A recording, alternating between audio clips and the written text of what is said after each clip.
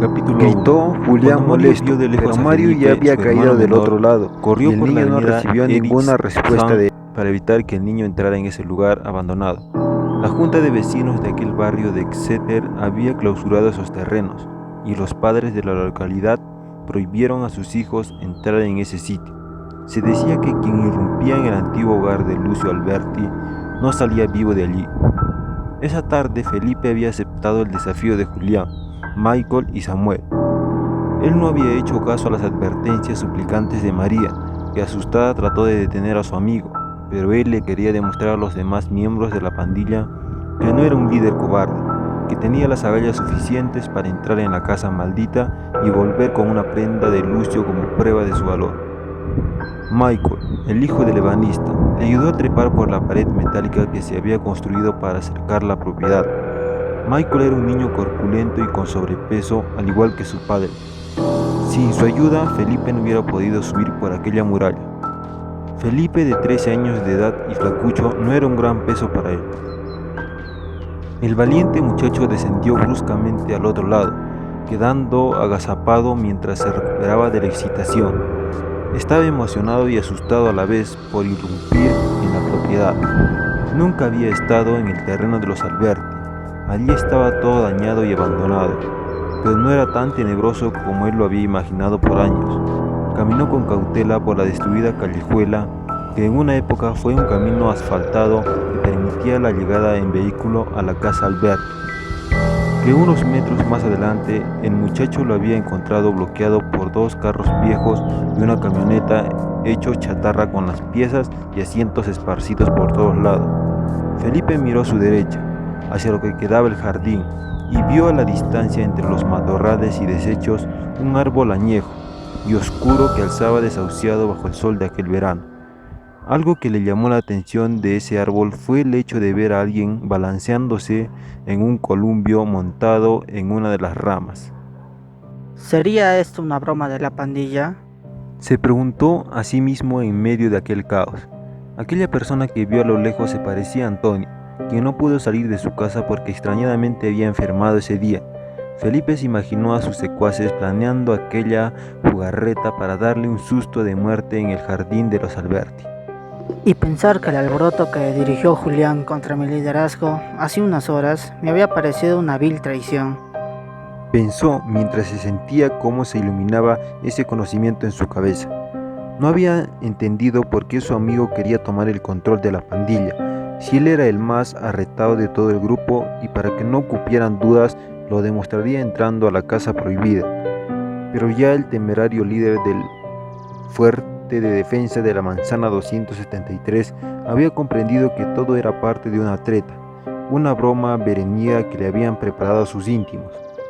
Felipe tomó ruta hacia el árbol donde Antonio se columpiaba, adentrándose en el jardín abandonado y estropeado por ramas secas y la mala hierba que había crecido en grandes dimensiones. Una lluvia de mimes se aplastó molestamente contra su cara, y Felipe los despachó a manotazos. Varias de esas mosquitas se pegaron en sus labios y el jovenzuelo prácticamente los escupió de su boca. El terreno de los Albertis era grande, su jardín frontal era un amplio al igual que el patio. En medio de esas grandes porciones de terreno estaba la casa de 2 pisos desvejecida y corroída. Felipe, desde la posición en la que estaba, solo podía ver la segunda planta de la residencia, mientras se abría paso entre la hierba, que le causaba una molesta comezón en cualquier parte de la piel desnuda donde le rozaba la vegetación. En el camino se topaba con todo tipo de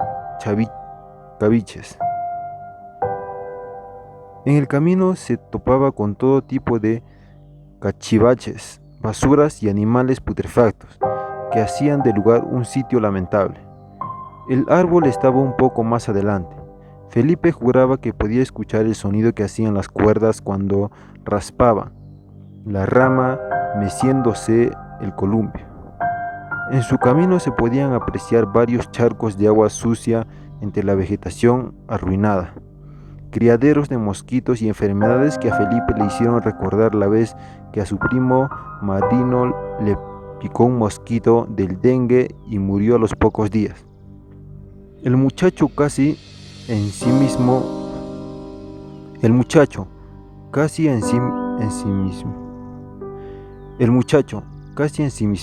en el recuerdo de su primo fallecido, no se percató a tiempo del pozo de fango maloliente que había frente a él y entró en ese lodo negro y podrido. Lo lamentó, pero no se enojó mucho al ver porque se ensució su calzado favorito en aquel fango pestilente. Pronto se desquitaría con Antonio a lo grande. Imaginó la cara de espanto que iba a poner su amigo cuando se invirtieran los papeles y sea él quien lo sorprenda sentado en aquel columpio, donde se podía ver meciéndose a unos cuantos metros. Felipe sonrió malicioso. ¿Qué es lo que ustedes están inventando, muchachos del carajo? Les interrogó Mario a modo de regaño a los niños, que esperando el retorno de Felipe se exaltaron con la repentina llegada del hermano mayor de su líder. Ustedes saben que no pueden entrar ahí. ¿Por qué mi hermanita entró allá adentro? Preguntó, recuperando el aire que había perdido por la carrera. Tranquilo, viejo.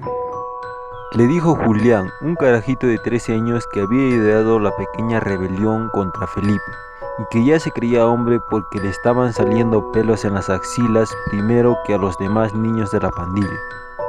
Respira hondo que a tu hermano no le pasará nada.